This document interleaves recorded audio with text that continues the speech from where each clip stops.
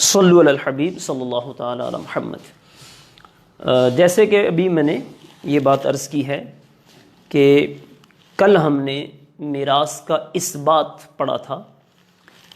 اثبات یعنی کہ میراث کا ثبوت، میراث کہاں سے ثابت ہے۔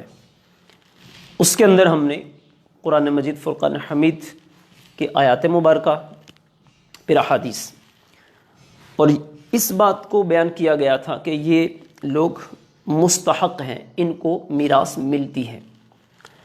آج ہم اولاً یہ پڑھیں گے موانع میراث، یعنی وہ کون سے ایسے اسباب ہیں جس کی وجہ سے بندہ میراث سے محروم ہو جاتا ہے۔ تو سب سے پہلے اس میں غلام، تو یہی غلام سے جو کل ایک ہمیں سوال آیا جب ہم نے یہ بتایا تھا کہ ایسا آقا جس نے کسی غلام کو آزاد کر دیا تھا، وہ غلام اگر مر جاتا ہے تو اب اس کی جو میراث ہوتی ہے وہ آقا کو ملتی ہے۔ تو وہاں سے یہ سوال آیا کہ اگر کوئی آقا مر جائے تو کیا غلام کو بھی اس کی میراث ملتی ہے یا نہیں، یہ سوال ہمیں آیا۔ تو اس کا جواب یہ ہے کہ اصل جو غلام ہوتا ہے یہ تو خود مال ہوتا ہے، یہ تو خود میراث بن کر آقا کے وارثین میں تقسیم ہو جاتا ہے اور یہ خود مالک نہیں بنتا ہے۔ بہرحال تو موانع ارث کیا ہے، یعنی جس کی وجہ سے میراث سے بندہ محروم ہو جاتا ہے۔ تو سب سے پہلے ہو گیا غلام، کہ اگر کوئی غلام ہے تو غلام کو میراث میں سے حصہ نہیں ملتا، اور ساتھ ہی ساتھ اس کے اندر بھی یہ جواب آ گیا۔ اچھا، اس کے بعد مورث کا قاتل، مورث یعنی جس کی میراث تقسیم ہونی ہے، اس کا جو قاتل ہے۔ اب یہاں پر قاتل سے مراد کون سا قاتل ہے؟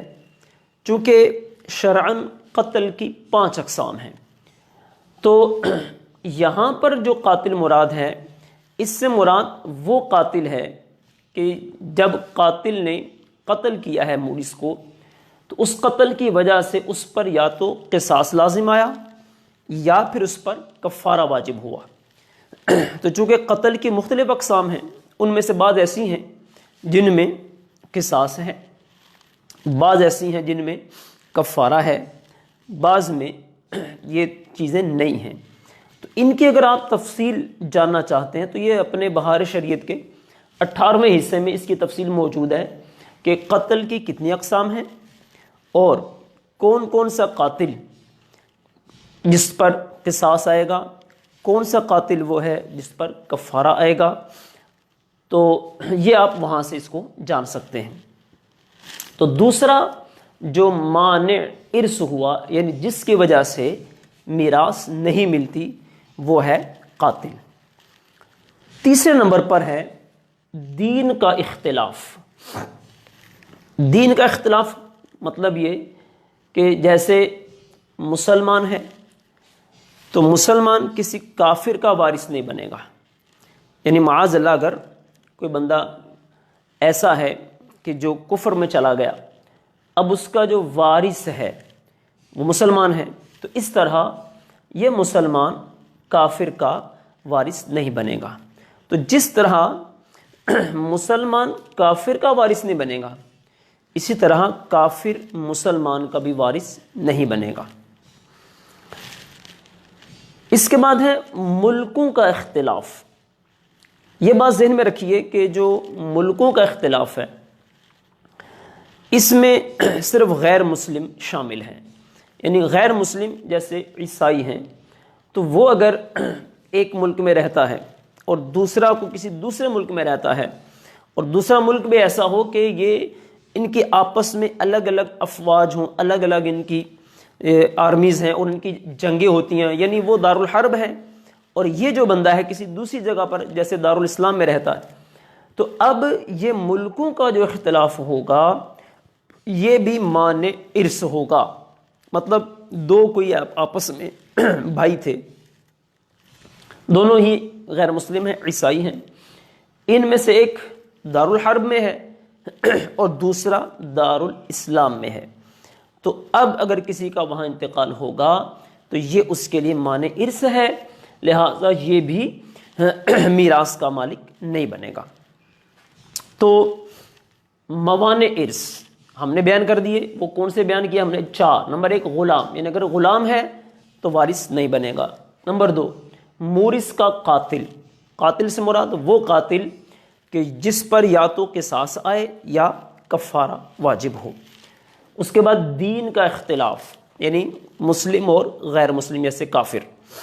اس کے بعد ملکوں کا اختلاف. یہ میں نے بیان کر دیا کہ ملکوں کے اختلاف سے مراد یہ ہے کہ یہ غیر مسلموں کے حق میں ہے. ایک دارالاسلام میں ہے اور دوسرا دارالحرب میں ہے.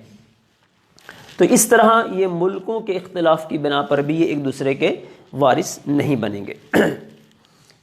اس کے بعد ہم چلتے ہیں، اب دوبارہ تھوڑا پیچھے چلیں گے.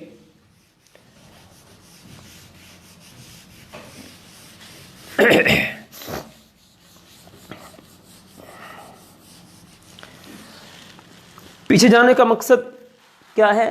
یعنی ہم نے کل جو چوتھی قسم بیان کی تھی جس کا تعلق مورث کے، جس کا تعلق میراث کے ساتھ تھا، ترکے کے ساتھ تھا، اور وہ چوتھی قسم یہ تھی کہ جس میں وارثین کے حصے بیان کیے، کون کون سے وارثین ہیں جن کو میراث ملتی ہے. تو وہ ہم نے 10 قسم کے لوگ بیان کیے تھے، اور پھر اس کے اندر غلاموں کے مسائل کو نکال کر جو باقی بچے تھے وہ ہمارے پاس 7 افراد بچے تھے. اس کو میرا دوبارہ لکھ رہا ہوں تاکہ اب چونکہ ہم نے باقاعدہ سے یہاں سے اس کی تقسیم کاری شروع کرنی ہے، اس کی تفصیل لینی ہے، حصوں کی تقسیم کرنی ہے، تو اس لیے ان کو لکھ رہا ہوں. تو وہ ہم نے جو اب فی زمانہ جس کا میں نے عرض کیا تھا کہ بچتے ہیں وہ رہ گئے ہمارے پاس. وہ ہیں، نمبر 1 تھا اصحاب الفرائض.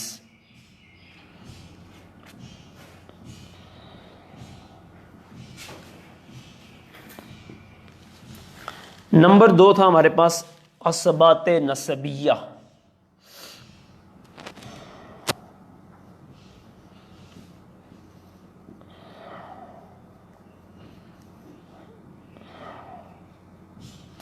نمبر 3 تھا ذوی الفروض النسبیہ.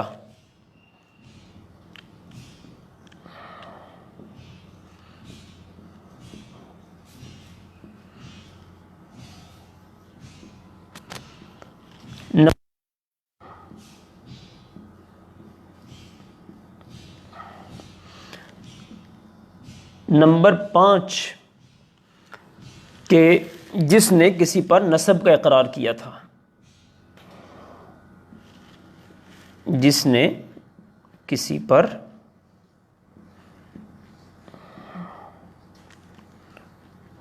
نسب کا اقرار کیا ہو.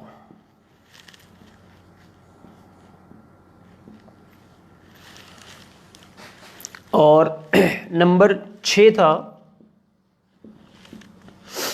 کل مال کی وصیت والا.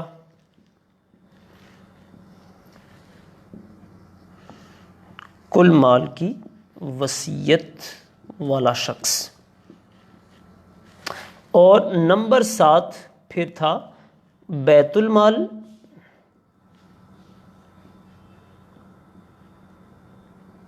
یا پھر صدقہ.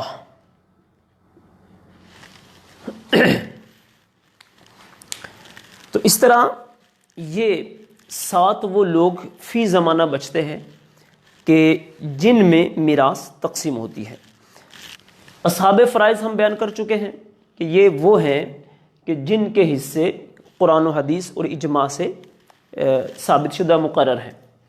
پھر اس کے بعد عصبات نسبیہ ہم نے بیان کر دیے تھے کہ اسباب وہ ہوتے ہیں جن کے حصے مقرر تو نہیں لیکن ان سے بچنے کے بعد یہ لیں گے، اگر یہ نہ ہو تو پھر سارا مال یہی لے جاتے ہیں. اس کے بعد ذوی الفروض النسبیہ، یہ وہ تھے کہ ہیں تو یہی والے اصحاب فرائض، لیکن اس میں صرف زوجین مستثنا تھے. پھر ذوی الارحام تھے، اس کے بارے میں عرض کیا تھا کہ اس کی 4 قسمیں ہیں جو آگے ہم انشاءاللہ بیان کریں گے. اس طرح پھر نسب کا اقرار کسی پر کیا ہو، اور اس طرح کل مال کی وصیت والا. تو یہ گویا 7 وہ ہیں جن میں میراث تقسیم ہونی ہے. اچھا، اب یہ تو ہو گئے وہ 7 جن میں میراث تقسیم ہونی ہے. تو وہ حصے سب سے پہلے اب ہم بات کریں گے اصحاب فرائض کی. وہ کون کون سے حصے ہیں جو ان کو ملتے ہیں.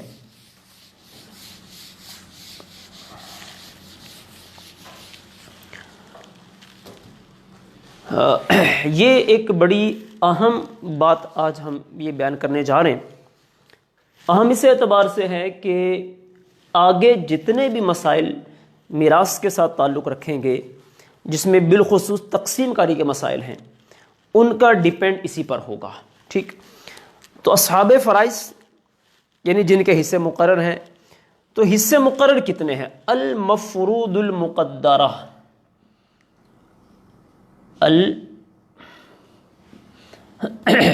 المفروض المقدرہ فی کتاب اللہ تعالی.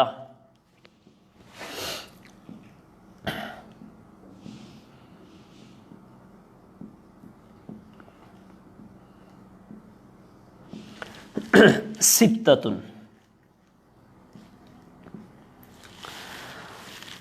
اصحاب فرائض 12 ہیں، جس میں 4 مرد اور 8 عورتیں. اور وہ جو حصے مقرر ہیں مفروض المقدرہ، یعنی وہ جو حصے مقرر ہیں وہ 6 ہیں. اور یہ 6 کے 6 حصے کتاب اللہ سے ثابت ہیں. وہ کون کون سے ہیں؟ نصف، اس کو آپ 1/2 بھی کہہ سکتے ہیں. ربع 1/4، ثمن 1/8. اس کے بعد ہے ثلثان 2/3. اس کے بعد ہے ثلث 1/3 اور سدس 1/6. یہ چونکہ میں عرض کر رہا ہوں کہ ایک اہم چیز ہے، لہذا اس پہ ذرا توجہ کرنی ہے. میں نے یہ عرض کیا کہ اصحاب فرائض 12 ہیں، 4 مرد 8 عورتیں، جن میں یہ 6 حصے ہیں، یہ ان میں تقسیم ہوتے ہیں.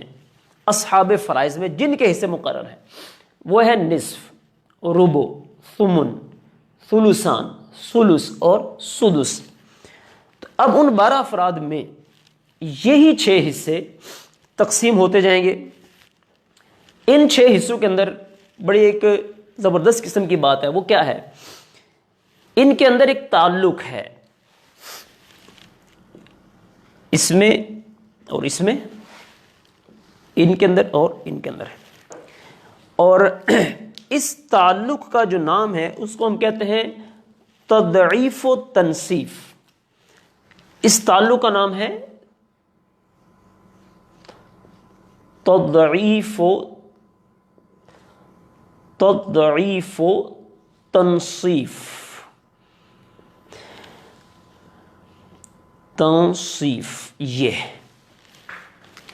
یہ جو 6 حصے ہیں ان کا آپس میں ایک تعلق ہے تضعیف و تنصیف. وہ کیا ہے؟ وہ یہ ہے، نصف یہ ربع سے دگنا ہے، اور ربع نصف کا آدھا ہے.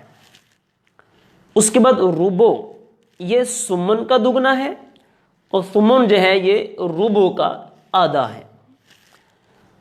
تو جب ہم اس کی نسبت کرتے ہیں اس کی طرف کہ یہ اس سے دگنا ہے تو یہ ہو گیا ہے تضعیف. جب یہ کہیں گے کہ یہ اس کا نصف ہے یعنی اس کا آدھا ہے، اس کو کہیں گے تنصیف، نصف.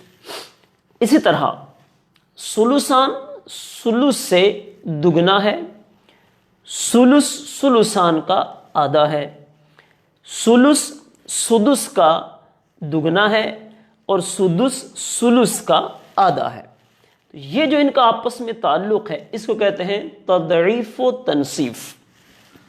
ये हर एक हिस्सा दूसरे का दुगना और वो जिसका दुगना है वो ज़ाहिर बात है वो उसका आधा है।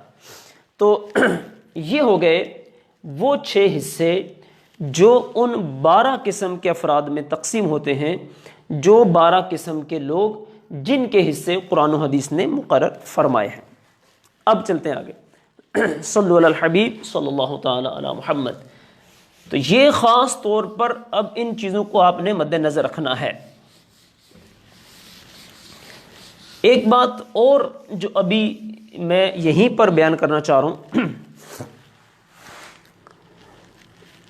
वो पहले 12 किस्म के लोग हम जानेंगे, 6 हिस्से पता चलेंगे। ये 6 हिस्से हैं जो 12 किस्म के लोगों में तकसीम होने हैं। वो 12 किस्म के लोग अस्हाब फ़राइज़ हैं। तो जिसके बारे में जो कुतुब में इबारत लिखी है वो ये है कि अस्हाबु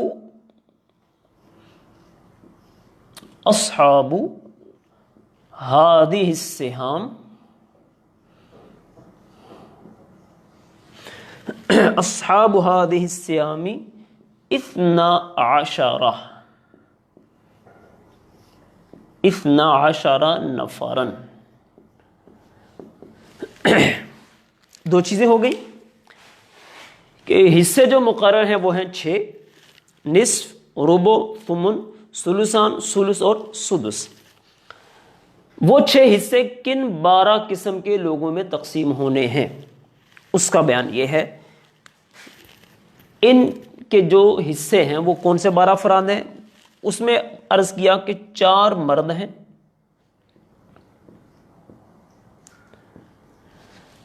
और 8 औरतें हैं।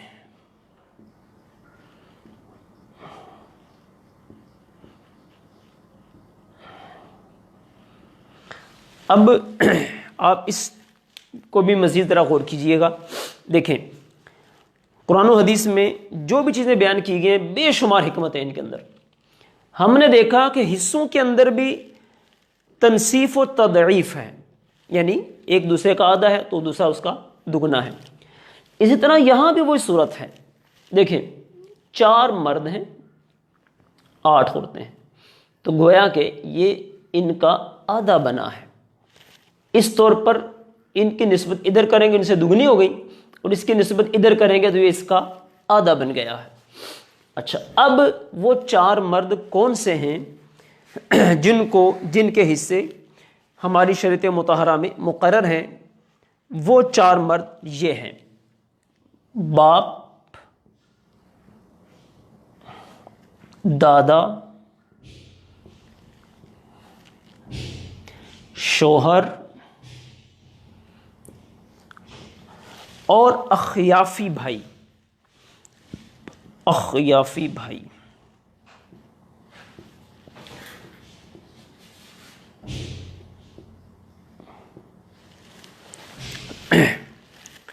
ये वो 4 मर्द हैं जिनके हिस्से कुरान और हदीस में मुकर्रर हैं: बाप, दादा, शोहर, अखयाफी भाई। अब अखयाफी भाई कौन होता है?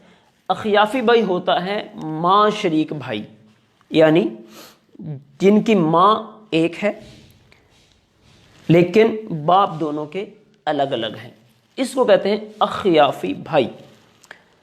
अब अगर मैं थोड़ी सी तवज्जो यूं दिलाऊं कि ये अखयाफी भाई जो है फी ज़माना हो सकता है कि लोगों को इसका इल्म ही ना हो कि ये जो अखयाफी भाई है इसका भी मीरास में हिस्सा बनता है। बहरहाल इसका हिस्सा मुकर्रर है जो शरीयत ने मुकर्रर किया है। तो ये 4 मर्द हो गए जिनका हिस्सा यहां पर मुकर्रर है। उसके बाद 8 औरतें वो कौन सी हैं जिनके हिस्से मुकर्रर हैं? नंबर 1, यहां भी ये होगा 1, 2, 3 और 4। नंबर 1, इसके अंदर बीवी,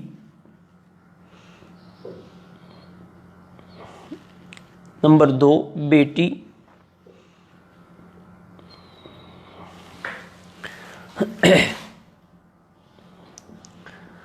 نمبر 3 پوتی، نمبر 4 حقیقی بہن،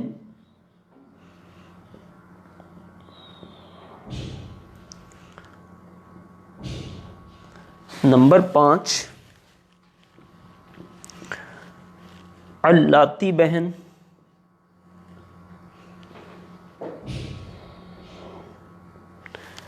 نمبر 6 اخیافی بہن،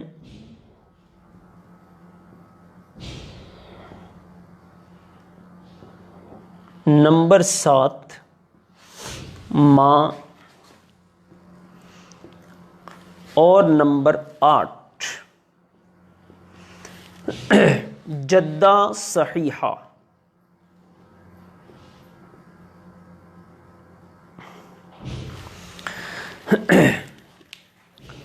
تو یہ ہیں 8 قسم کی وہ عورتیں جن کے اندر میراث تقسیم ہوتی ہے، جن کے حصے مقرر ہیں۔ اچھا، اب بیوی، بیٹی، پوتی، حقیقی بہن، علاتی بہن، اخیافی بہن، یہاں تک تو واضح ہے کہ بیوی، بیٹی اور پوتی۔ حقیقی بہن کون سی ہوتی ہے؟ یعنی جو ماں بھی ایک باپ بھی ایک، اس کو کہتے ہیں حقیقی بہن۔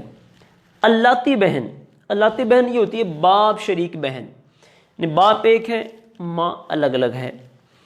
اخیافی کی تعریف ہم اوپر اخیافی بھائی میں بیان کر چکے کہ اخیافی بہن یا اخیافی بھائی وہ کون سے ہیں جو کہ ماں شریک ہیں۔ اور جدہ صحیحہ، اس کی آسان تعریف تو یہ ہے کہ دادی، لیکن اگر ہم تھوڑا اصطلاحی طور پر جاتے ہیں تو جب میت کی طرف اس کی نسبت کی جائے تو درمیان کے اندر عورت کا واسطہ نہیں آنا چاہیے۔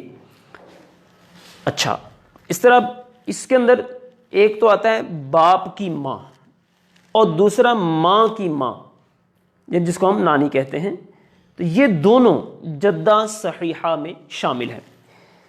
اب یہ ہے جدہ صحیحہ۔ اسی طرح جدہ فاسدہ بھی ہے، لیکن چونکہ اس کا تعلق اصحاب فرائض کے ساتھ نہیں ہے، اس لیے فی الحال ہم اس کو یہاں ذکر نہیں کریں گے۔ وہ جدہ فاسدہ جب ہم وہ چونکہ اس کا ذوی الارحام کے ساتھ اس کا تعلق ہے، تو جب ہم ذوی الارحام کو بیان کریں گے اس کے بعد جدہ فاسدہ کو بھی یہاں انشاءاللہ بیان کیا جائے گا۔ تو اب تھوڑا سا مزید پچھلی بات کو اس کو ذرا میں کنٹینیو کرتا ہوں، دونوں کو ملا کر 6 حصے ہیں جو کہ بیان کیے گئے ہیں قرآن مجید فرقان حمید میں، اور یہ 12 قسم کے وہ لوگ ہیں جن کے حصے مقرر ہیں۔ وہ 6 حصے ان 12 قسم کے لوگوں میں تقسیم ہوتے ہیں۔ اب ایک تو یہ جب ہم الگ الگ اس کو بیان کریں گے تب تو آئے گا کہ بھئی کس کو کیسے کیسے حصے ملنے ہیں، لیکن تھوڑا سا ایک خلاصہ میں آپ کو بیان کر دوں کہ وہ جو 6 حصے ہیں وہ ان میں سے کس کس کے اندر پھر کر آتے ہیں۔ یہ ایک بڑی اہم بات ہے، اس کو بالکل ذہن میں رکھیے گا اور انشاءاللہ یہ آگے جا کے بہت فائدہ دے گی۔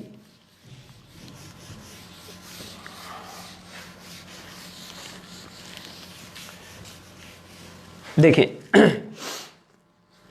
بیان ہم نے یہ کیا نصف، ربع اور ثمن، اسی طرح ثلثان ہے، ثلث ہے، سدس، نصف،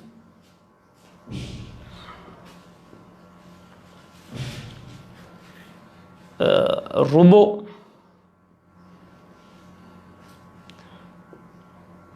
ثمن،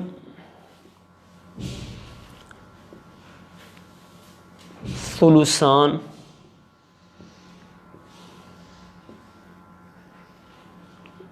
ثلث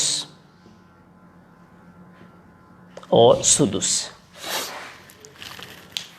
یہ 6 حصے ہیں جو کہ 12 قسم کے لوگوں میں تقسیم ہوتے ہیں۔ نصف کس کس کو ملتا ہے یہ اس کی حالتیں مختلف رہیں گی، لیکن نصف جن کو ملتا ہے وہ ہم یہاں بیان کر دیں گے، یعنی وہی انہی کو نصف ملے گا، ان کے علاوہ کسی کو نہیں ملے گا۔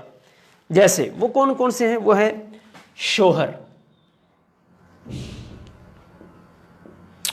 شوہر، اس طرح ہے بیٹی،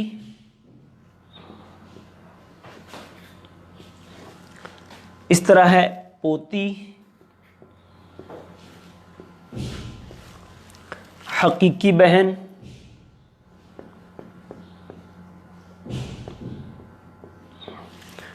اور اللاتی بہن۔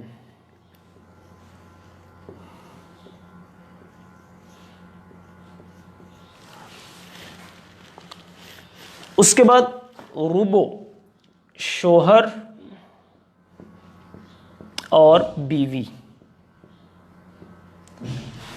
اب یہاں تھوڑی سی میں بات یہ ذرا سمجھانے کے طور پہ عرض کر رہا ہوں۔ دیکھیں، شوہر جو ہے یہ دو جگہ پہ آ رہا ہے، یہ چونکہ شوہر کی جب آگے ہم حالتیں پڑھیں گے، کب کب کیسے کیسے یہ بنتا ہے ان حصوں کا مستحق، تو شوہر کو دو ہی حصوں میں سے ملے گا، یا تو نصف ہوگا یا ربع ہوگا۔ اب اگر اولاد ہوتی ہے تو اس کو ملتا ہے ربع، اولاد نہیں ہوتی اس کو ملتا ہے نصف، یعنی شوہر کی صرف یہ دو ہی حالتیں رہیں گی، نصف اور ربع۔ اس کو شوہر کو کبھی بھی سمن نہیں ملے گا، اس کو کبھی بھی ثلثان نہیں ملے گا، اس کو کبھی بھی ثلث نہیں ملے گا، اور اس کو کبھی بھی سدس بھی نہیں ملے گا۔ اچھا، اس کے بعد بیوی ہے، اس کا یہاں ایک تو حصہ آ گیا، دوسرا حصہ ہے اس کا سمن میں۔ تو بیوی کی صرف دو حالتیں ہیں، یہ یا تو اس کو ربع ملے گا یا پھر سمن ملے گا، اس کے علاوہ کبھی بھی اس کو ثلثان نہیں ملے گا، ثلث نہیں ملے گا، سدس نہیں ملے گا، اور نصف بھی نہیں ملے گا۔ اس کے بعد باری آتی ہے ثلثان کی۔ ثلثان میں آتا ہے بیٹی،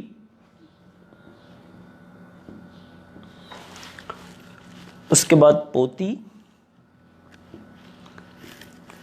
اچھا، اس کے بعد حقیقی بہن،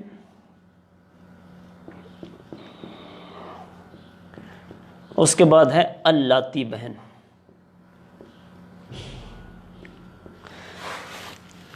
اس کو شارٹ کٹ میں اگر آپ سمجھنا چاہیں تو یہ نصف جو ہے اس میں سے آپ شوہر کو نکال دیں تو باقی نصف والے ہی لوگ ثلثان کے مستحق ہیں۔ آپ دیکھیں، بیٹی یہاں بھی ہے، یہاں بھی ہے، پوتی یہاں بھی ہے، یہاں بھی ہے، حقیقی بہن ادھر بھی ہے، ادھر بھی ہے، اور اللاتی بہن بھی یہاں پر موجود ہے۔ تو یعنی مطلب یہ ہوا، ان کو نصف ملے گا، کب ملے گا؟ جب ایک ہوگی، ایک سے زائد ہوں گی تو پھر ثلثان ملیں گے۔ یہ یوں جا کر ان کے آگے آگے حالتیں بنتی چلی جائیں گی۔ جیسے یہ ہم نے کہا نا، شوہر اولاد کے بغیر، اولاد نہیں ہے تو اس کو نصف، اولاد ہے تو ربع، بیوی کو اولاد نہیں تو ربع، ہے تو پھر سمن۔ اس طرح یہاں بھی بیٹیوں کی بھی اس طرح حالتیں بنیں گی۔ اچھا، اس کے بعد ہے ثلث۔ ثلث جو آتا ہے یہ ایک تو ملتا ہے ماں کو، اور دوسرا ماں کی اولاد، یعنی اخیافی جو بہن بھائی ہیں، اخیافی بہن بھائی،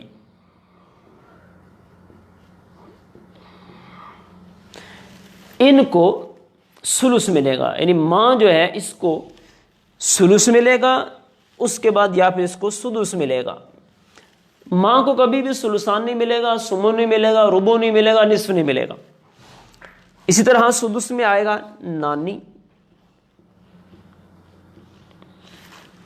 اس کے بعد ہے دادی، باپ، اس کے بعد دادا، اور اسی طرح اخیافی بہن بھائی،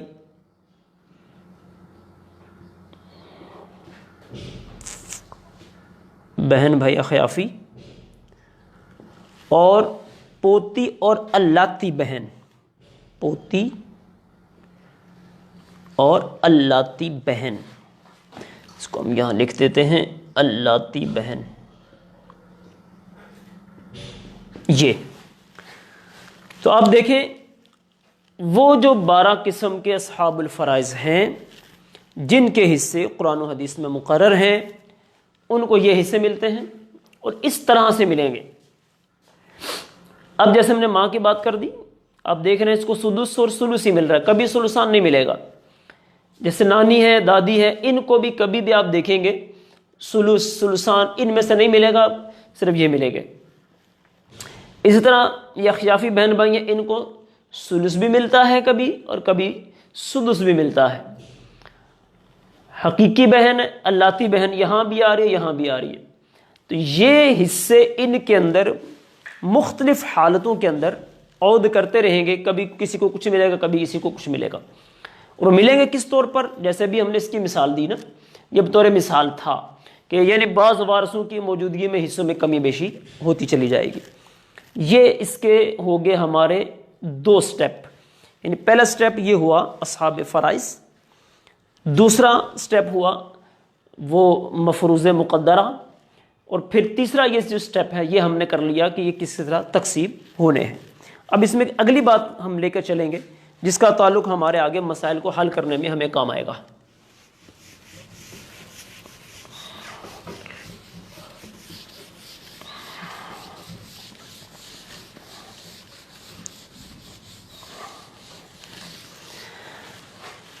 یہ ابھی جو میں بات بیان کرنے جا رہا ہوں، یہ بات اگرچہ کہ کئی جگہوں پر بعد میں جا کر بیان کی جاتی ہے، لیکن میں اس کو پہلے سے بیان کرنے جا رہا ہوں۔ اس کی وجہ یہ ہے کہ جب ہم آگے حصوں کی تقسیم کاری کی طرف جائیں گے تو اس وقت تھوڑی سی کنفیوژن ذہن میں آ سکتی ہے، وہ اس ابھی اصول کو سمجھنے کے بعد دور ہو جائے گی۔ 6 حصے ہیں، نصف، ربع، ثمن اور اس طرح ہے ثلثان، اس کے بعد تھا ثلث اور اس کے بعد تھا سدس۔ اس میں آپ کو میں ایک مثال کے ساتھ سمجھا کے پھر اس قاعدے کی طرف آتا ہوں۔ وہ مثال کیا ہے؟ وہ مثال سب سے پہلے آپ کے سامنے رکھتا ہوں، یہ والی مثال۔ جیسے دیکھیں آپ،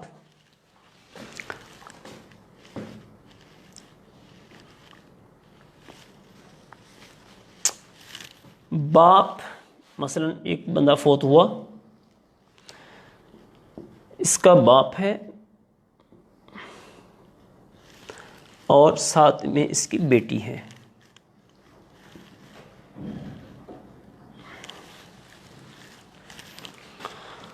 باپ کی مختلف حالتیں ہیں، تو یہاں پر جو باپ ہے اس کو یہاں پر جو حصہ ملتا ہے وہ 2 طرح سے ملتا ہے۔ ایک تو اس کو ملنے کا حصہ یہاں پر چھٹا حصہ 1/6، باپ کا حصہ 1/6 ہوتا ہے اولاد کی موجودگی میں، اور بیٹی کا جب اکیلی ہو تو آدھا حصہ ہوتا ہے۔ یہ دیکھیں اس مسئلے میں 2 چیزیں آئی ہیں، سدس اور نصف، یہ 2 جمع ہو گئے، ٹھیک؟ تو جب بھی کہیں یہ دونوں جمع ہو، نصف اور سدس، اب ہم اس میں دیکھتے ہیں کہ اس میں چھوٹا عدد کون سا ہے، تو چھوٹا عدد یہ کہلاتا ہے، یہ والا۔ تو جو چھوٹا عدد ہوگا اس سے ہم مسئلے کی تقسیم شروع کرتے ہیں۔ یہ دیکھیں آپ، تو اب جب یہ تقسیم ہوگا تو یوں ہوگا، یہاں باپ کو پہلے چھٹا دیں گے، بیٹی کو نصف ملتا ہے تو 3 دے دیں گے، ایکول ہو گئے 4۔ باپ کی یہاں 2 صورتیں اصل میں، ایک ہے تعصیب اور ایک ہے فرض مطلق، وہ میں ابھی جیسے آپ کو باپ کے حصے بیان کروں گا اس میں وضاحت کرتا ہوں۔ تو یوں یعنی یہ باپ کو یہاں 2 ملتے ہیں، تو یہ اس کے 3 ہو گئے، یہ 3 اور 3 6 بن گئے۔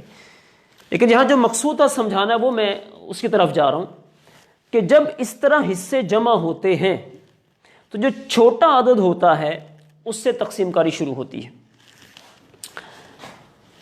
اور اگر دوسری صورت ہوتی ہے ایک، وہ ہوتی ہے یہ نصف ان میں سے کسی کے ساتھ ملے گا تو کیا صورت بنے گی؟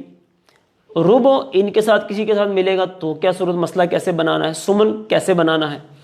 تو یہاں کیا ہوا ہے دیکھیں، نصف، یہ نصف ہے اور یہ سدس، یہ آپس میں مل گئے، یہاں جمع ہو گئے.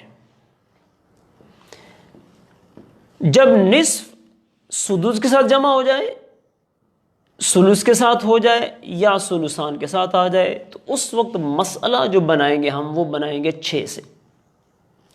جیسے دیکھیں ہم نے یہاں کیا ہے، نصف سدس، نصف سدس، یہ دونوں ایک جگہ اکٹھے ہو گئے. اب مسئلہ ہم نے بنایا ہے 6 سے. دیکھیں مسئلہ 6 سے بنا اور یہ تقسیم کاری ہوگی. ٹھیک. اچھا، ربع یہ اگر مل جائے سلسان کے ساتھ یا سلس کے ساتھ یا سدس کے ساتھ، تو اس وقت ہم جو مسئلے کی تقسیم کاری ہوتی ہے وہ 12 سے کرتے ہیں. اچھا، اس طرح سمن سلسان کے ساتھ مل جائے، سلس کے ساتھ مل جائے یا سدس کے ساتھ مل جائے تو مسئلے کی تقسیم کاری ہوتی ہے 24 سے. یہ تو یہ ہوگا جب یہ ملتے ہیں. اگر ایک ہی قسم کے آ جائیں، یعنی ایک طرف نصف ہو اور ربع ہو، یہ دونوں کسی جگہ اکٹھے ہو جائیں، مثلا یہاں بیٹی ہوتی، یہاں پر بیٹی کی صورت تو نہیں بنے گی، چلو مثال جب بعد میں دیکھ لیں گے. نصف ربع ملے گا تو مسئلہ ہم بنائیں گے اس وقت 4 سے. یہ جب یہ تینوں جمع اگر کہیں ہو جائیں، یہ بھی یہ بھی یہ بھی، تو مسئلہ بنے گا چھوٹے عدد سے یعنی 8 سے. یہ دونوں کہیں جمع ہوں گے تو مسئلہ بنے گا بڑے عدد سے یا چھوٹے عدد سے یعنی 8 سے. اسی طرح یہ جو دو ہیں یہ کہیں جمع ہو جائیں گے، سلس ہے سلسان، تو مسئلہ بنے گا ہمارا چھوٹے عدد سے، یہاں دونوں برابر ہوں گے 3 سے بنے گا. یہ دونوں کہیں جمع ہو جائیں گے تو مسئلہ چھوٹے عدد سے یعنی 1/6 ہے یہ اور یہ 1/3 ہے، تو چھوٹا عدد یہ ہوگا. اس سے ہم مسئلے کو بنانا شروع کریں گے، پھر اس کے حساب سے تقسیم ہوگی. اب اس کو اگر آپ ذہن میں رکھیں گے تو ابھی جو کہ آگے ہم چل رہے ہیں، ہم نے آج سے اصحاب فرائض ان کی تقسیم شروع کرنی ہے، کس طرح ان کو حصے کیسے کیسے ملتے ہیں. لیکن اس میں سے پہلے یہ چیزیں ضروری تھیں، ان کو ذہن میں رکھنا چاہیے. پھر دوہرا دیتا ہوں میں اس کو. یہ دونوں اکٹھے ہو جائیں تو جو چھوٹا عدد ہے وہ چونکہ 4 ہوتا ہے یعنی 1/4 چوتھا، اس سے ہم مسئلے کی تقسیم کاری شروع کرتے ہیں. اسی طرح یہ آ جائے تو یہ چھوٹا ہوگا تو لہٰذا اس سے تقسیم شروع کریں گے. یہ دونوں ہوں گے تو سلس ہے تو یہ 3 سے شروع رہے گا مسئلہ. یہ دونوں اگر آ جائیں گے تو یہ سدس چھوٹا عدد ہے، اس سے مسئلے کی تقسیم کاری ہم شروع کریں گے. اسی طرح اگر یہ ملتا ہے ان میں سے کسی ایک کے ساتھ تو تقسیم کاری شروع ہوگی 6 سے. یہ ملے گا اگر ان میں سے کسی کے ساتھ تو تقسیم کاری شروع ہوگی 12 سے. یہ ملے گا سمن کسی کے ساتھ ان میں سے تو تقسیم شروع ہوگی 24 سے. اچھا، اب اصحاب فرائض جو ہم نے بیان کی اس میں سے جو پہلا شخص تھا، پہلا جو فرد ہے وہ ہے باپ.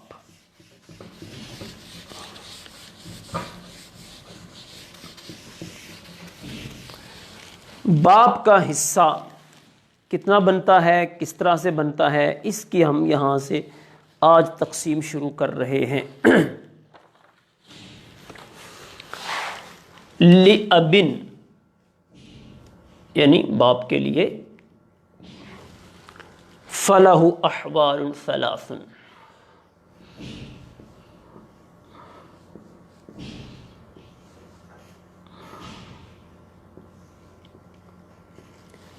باپ کی 3 حالتیں ہیں. الفرد المطلق،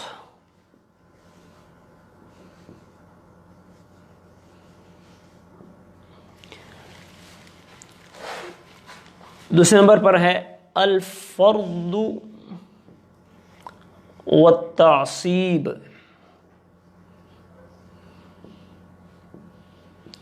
اور تیسری جو اس کی حالت ہے وہ ہے التعصیب المحض.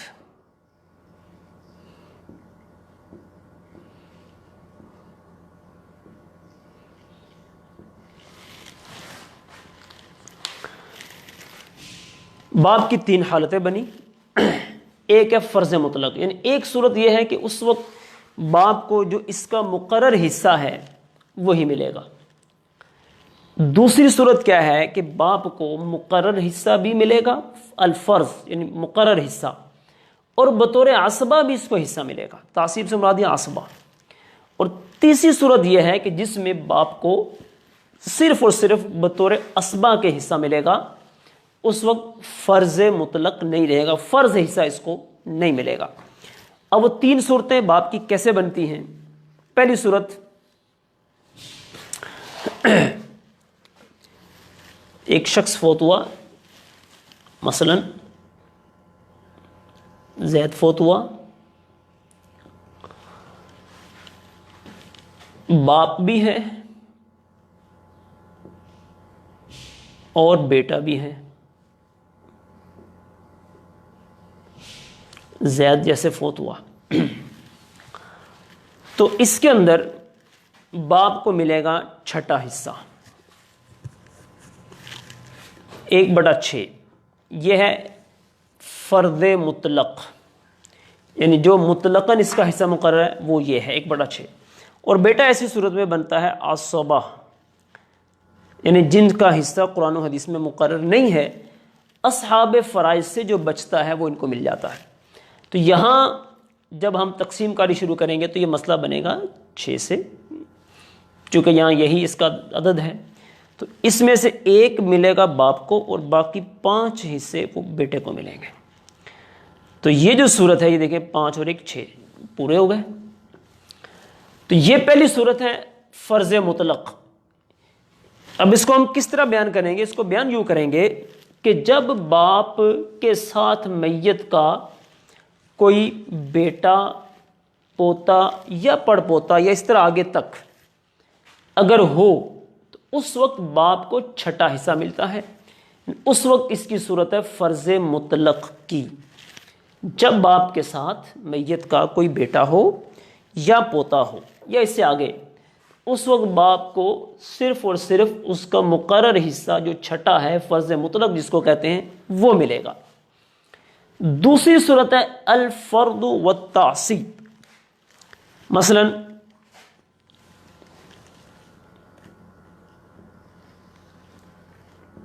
کوئی شخص فوت ہوا، اس کا ایک باپ ہے اور بیٹی ہے. بیٹی یہ ہے یا پوتی ہے یا پڑ پوتی، اسی طرح آگے تک. اب یہاں باپ کی 2 صورتیں ہیں، فرض اور تعصیب، یعنی مقرر حصہ بھی باپ کو ملے گا اور بقیوں کے مقرر حصے جو ہیں وہ ان کو دینے کے بعد جو بچے گا وہ بھی باپ کو ملے گا، یعنی بطور عصبہ.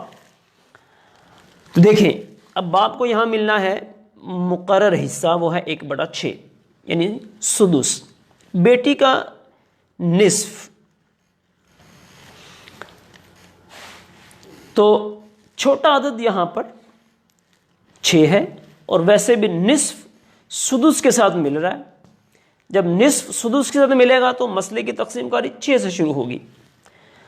اس مسئلے میں باپ کو ہم نے پہلے دینا ہے اس کا مقرر حصہ، وہ ہے یہ 1. بیٹی کا نصف ہے تو 6 کا نصف 3 ہوا، یہ ہو گئے 4. 2 حصے باقی بچے. تو اب وہ 2 حصے باپ کو بطور عصبہ کے مل جائیں گے. تو یوں کل اس کے 3 حصے ہو گئے اور 3 اس کے ہو گئے. تو یہ دیکھیں یہاں باپ فرض اور تعصیب دونوں صورتیں یہاں پر پائی گئی. اس کو مقرر حصہ بھی ملا اور ساتھ ہی ساتھ اس کو تعصیب یعنی بطور عصبہ کے بھی ملا ہے. اب رہے گی تیسری صورت جس میں، اچھا یہاں اس کو یوں ہم بیان کریں گے جیسے یہاں بیان کیا کہ باپ کے ساتھ جب میت کا بیٹا پوتا آگے تک کوئی بھی ہوگا تو باپ کو ملے گا مقرر حصہ فرض مطلق. جب میت کے ساتھ باپ کے ساتھ میت کی بیٹی پوتی آگے تک کوئی ہوگا تو اس وقت باپ کو مقرر حصہ بھی ملے گا اور جو بچے گا تو بطور عصبہ بھی ملے گا. اور تیسری صورت یہ ہے کہ جب باپ کو مقرر حصہ نہیں ملے گا، صرف اور صرف بطور عصبہ جو اس کا حصہ بنتا ہے وہ اس کو ملے گا. اب وہ تیسری صورت کون سی ہے اس کو بھی ہم یہاں بیان کر دیتے ہیں۔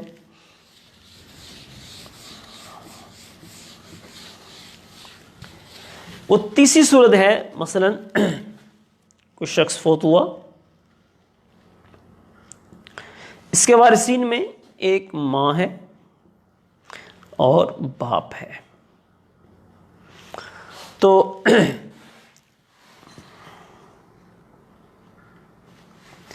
اب یہاں پر جو مسئلہ ہے ماں کے حصوں کی جہاں بات ہوگی، جو کہ یہ تو بطور عصبہ ہے، اس کا تو مقرر حصہ ہے ہی نہیں، تو ماں کے ساتھ اگر میت کا کوئی بیٹا یا بیٹی یا اور کوئی میت کا بھائی وغیرہ نہ ہو تو اس وقت ماں کو ملتا ہے تیسرا حصہ۔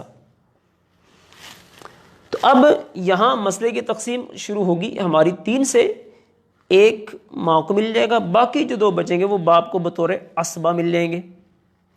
یہ عصبہ ہے یہاں پر۔ تعصیب المحض یہ والا، تو یہاں پر باپ کی یہ تیسری صورت بھی بیان ہو گئی۔ تو باپ کے جو اصحاب فرائض میں سے ہے، اس کی 3 حالتیں بن گئیں، 3 صورتیں بن گئیں، جس میں باپ کو مختلف طریقوں سے مختلف حصے مل رہے۔ فرض مطلق یعنی مقرر حصہ ملے گا، وہ کب ملے گا؟ جب میت کا کوئی بیٹا پوتا اگر ساتھ میں ہے تو۔ فرض اور تعصیب دونوں طرح سے ملے گا، جب میت کا وہ میت کی بیٹی یا پوتی اگر کوئی ساتھ میں ہے تو اس وقت باپ کو فرض بھی ہے، تعصیب بھی ہے، جس کی مثال ابھی ہم نے لکھی ہوئی تھی۔ اور تعصیب محض ہے کہ جب میت کا بیٹا بیٹی ایسا ساتھ میں کوئی نہیں ہے، کوئی بھائی بہن بھی نہیں ہے، تو اس وقت پھر ماں کو تو یہ ملتا ہے اور باپ کو بطور عصبہ ملتا ہے۔ یہ دیکھ لیں آپ، تو باپ کی 2 حالتیں بنی، فرض اور تعصیب۔ ایک جگہ صرف فرض، ایک جگہ صرف تعصیب، اور ایک جگہ فرض و تعصیب دونوں۔ اور یہ باپ ہی کی یہ حالت ایسی ہے جس میں فرض و تعصیب یہ دونوں اس کی پائی جاتی ہیں، بقیہ کسی وارث کی نہیں پائی جاتی۔ تو یہ ہو گیا باپ کے حصوں کا بیان۔ اب ہم چلتے ہیں دادا کے حصوں کی طرف۔ اصحاب فرائض میں سے دوسرا جو ہے وہ ہم نے لکھا تھا دادا۔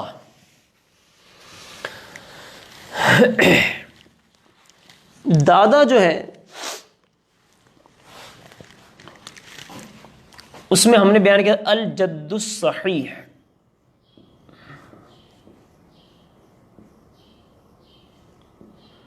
چونکہ یہی اصحاب فرائض میں سے تھا۔ الجد الصحیح کالابی الا فی 4۔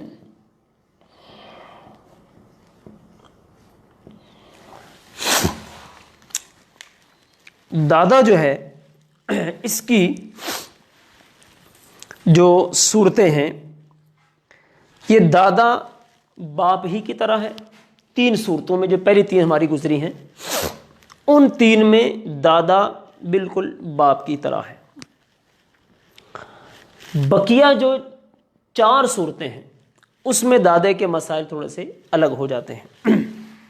تو پتہ یہ چلا کہ دادے کی کل 7 حالتیں بن جاتی ہیں، 3 تو وہی جو باپ والی ہیں اور پھر 4 مزید۔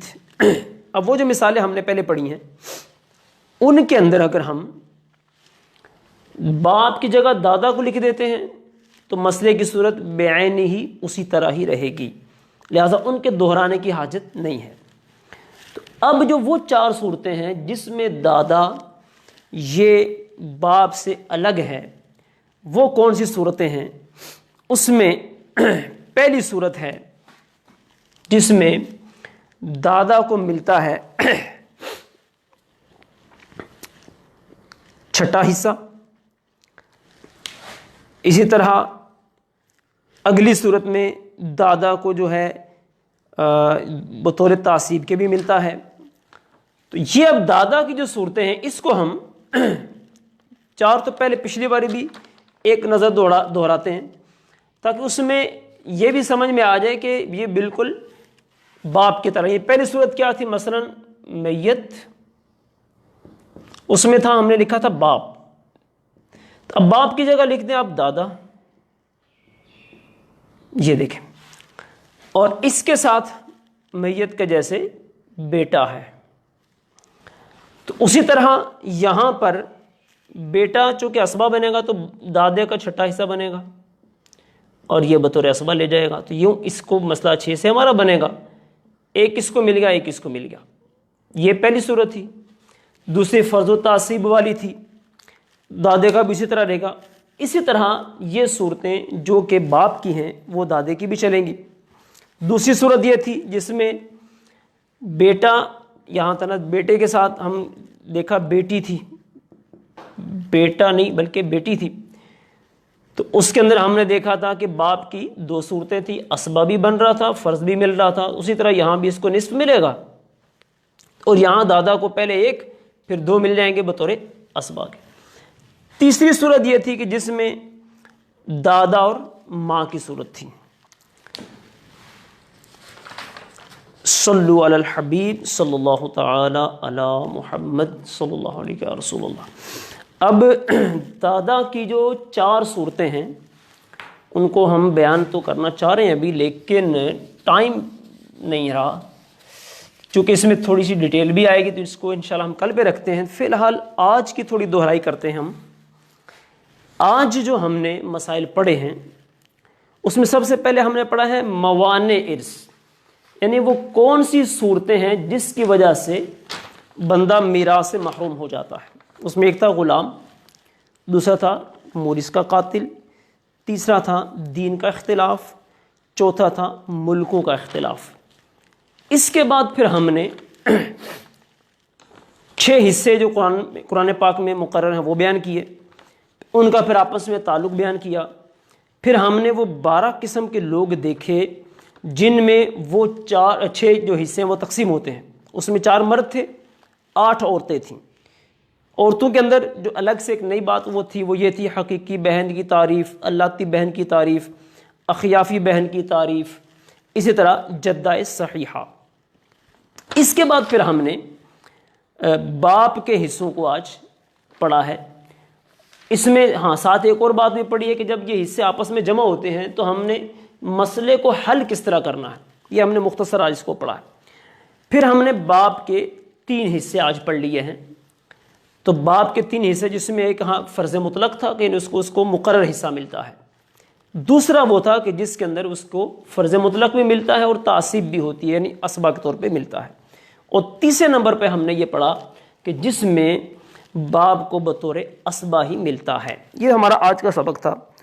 تو یہ چونکہ آج میراث کے حوالے سے زیادہ تر باتیں تھی، تھوڑا یعنی سمجھ لیں آپ اس کو قواعد کی روح سے، تو تھوڑا ممکن ہے مشکل نظر آیا ہو. لیکن یہ ہے کہ چونکہ یہ ایک پریکٹس کا نام ہے، جتنا ہم اس میں پریکٹس کرتے جائیں گے تو انشاءاللہ یہ آگے چلتا چلا جائے گا. کل اللہ نے چاہا تو ہم دادا جو ہے اس کے احوال، پھر شوہر اس کے احوال کو بیان کریں گے اور اخیافی بھائی کو بیان کریں گے.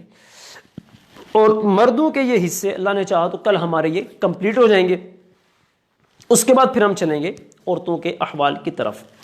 تو آپ سے یہ گزارش ہے کہ یہ آپ جب خود بھی سیکھ رہے ہیں اس کو آگے بھی شیئر کریں، اور جہاں جہاں مسائل ہوتے ہیں آپ اس میں کومنٹس میں ہمیں بھیجیں تاکہ ہم اس کو دیکھیں. جو بھی اس میں کچھ مسائل آ رہے ہوں گے انشاءاللہ اس کو ہم حل کریں گے. اور ساتھ ہی ساتھ دعوت اسلامی کے ساتھ تعاون میں بھی شریک رہیں. آج کل بالخصوص عطیات کا موسم ہے، اس میں مدنی عطیات جمع کیجیے. رمضان المبارک آگے آ رہا ہے، اس میں عموماً لوگوں کا ذہن ہوتا ہے زکوٰۃ، فطرات، عطیات دینے کا. تو جہاں جہاں ممکن ہو آپ دعوت اسلامی کے ساتھ اپنے تعلقات کو قائم رکھیے، اس کی جہاں تک ہو سکتا ہے تعاون کیجیے. تو اللہ کی بارگاہ میں دعا کرتے ہیں اللہ جل شانہ ہم سب کو عمل کی توفیق عطا فرمائے، اور خصوصاً جو میراث کے مسائل ہیں اور فی زمانہ اس میں جو پریشانی آ رہی ہیں اللہ وہ سب کی حل فرمائے. آمین بجاہ النبی الامین وما علینا الا البلاغ المبین. صلوا علی الحبیب صلی اللہ تعالی علی محمد.